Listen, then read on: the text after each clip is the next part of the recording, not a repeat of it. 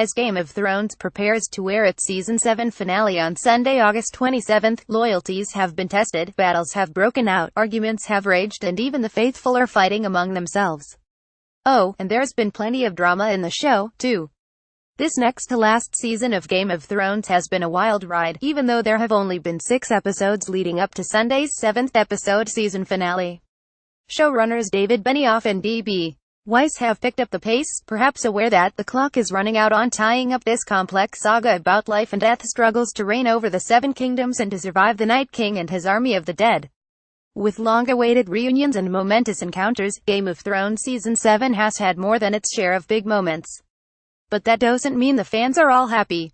On the contrary, this eventful season of Game of Thrones has inspired some of the most divisive reactions in the history of the HBO blockbuster. And that's not even counting the high-profile attack by so far anonymous hackers, who have been getting their inane jollies by releasing Season 7 Game of Thrones episodes online, and have, as I write this, threatened to send the season finale out into the digital hackosphere before the August 27th air date. But let's not give the hackers any more attention. Here are some of the flashpoints that are lighting up message boards and viewer debates as we get close to the Season 7 finale of Game of Thrones. The fast-paced pro. Unlike the customary Game of Thrones 10-episode count, Season 7 consists of only 7 episodes. That means there's been precious little time for the show's sometime tendency to wander far afield, spending time on characters we barely know, or testing our patience with repetitive plot elements, i.e., Arya Stark's tiresome training at Assassins R Us, aka the House of Black and White in Bravos. In Season 7, characters act fast, and move even faster. Con about that moving faster. How in the world are Jon Snow, Kit Harington and Daenerys Targaryen Emilia Clarke traversing vast distances so fast they seem to zip back and forth from Dragonstone to the Wall as if they're driving from one part of town to the other? And since when did ravens become jet-propelled, as they seem to be this season as they zoom around delivering crucial messages just in the nick of time? Fans took to Twitter following Episode 6, Beyond the Wall, to squawk about how a raven could deliver a cohesive message from, well, beyond the wall, all the way to Dragonstone, and how Daenerys and her dragons could then zoom to the rescue in what looked like a matter of hours. As one viewer posted on Twitter, that raven better be using FedEx Overnight Express. It's action-packed pro. In prior seasons, fans were lucky if there was one big, climactic battle. Season 7 had dialed up the battle action, with titanic clashes in what seems like every episode. Never a dull moment in Westeros. Con with so many showdowns, plot details get skimmed over. For example, what happened to Euron Greyjoy Polo Asbeak after he masterminded a naval victory for Cersei Lannister? Lena Headey and dealt a crushing blow early in the season to Cersei's rival, Daenerys. Euron was built up like he was going to be a major player, but then he fell off the radar. Is he just off somewhere, biding his time and being a creep? Character development pro. The emphasis on the show's core characters and their relationships has yielded some affecting payoffs. Seeing Daenerys reunited with Jorah Ian Glenn after Samwell was able to cure Jorah's grayscale was a lovely moment, played with just the right amount of restrained emotion. Sansa Stark Sophie Turner embracing her long-missing brother, Bran Isaac Hempstead Wright, was also touching.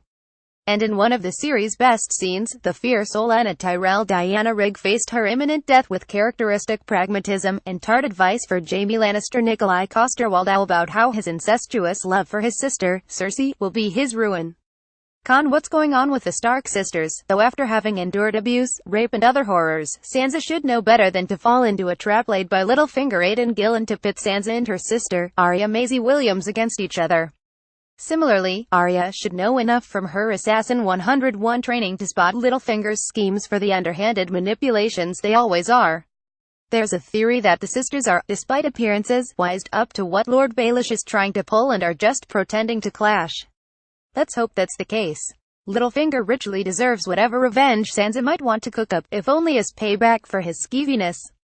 Jon and Daenerys pro. Seeing these two finally meet when Jon leaves Winterfell to travel to Dragonstone was a long-anticipated thrill.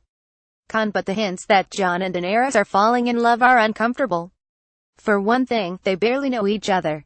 And when you think about what Game of Thrones has all but spelled out, namely, that Jon isn't in fact the late Ned Stark's illegitimate offspring, but the son of Ned's sister, Lyanna Stark, and Daenerys' brother, Rhaegar Targaryen, that means Jon is crushing on his aunt. EWW. The Ed Sheeran cameo pro. At least it wasn't Taylor Swift, as a strolling minstrel, singing about a village youth who did her wrong. Having the pop star turn up in episode 1 of season 7 was the kind of cornball stunt casting Game of Thrones has managed to avoid. Until now. Love it or hate it, season 7 of Game of Thrones still feels like it's ending too soon. At least, the finale, titled The Dragon and the Wolf, is longer than usual, clocking in at 79 minutes and 43 seconds, according to HBO.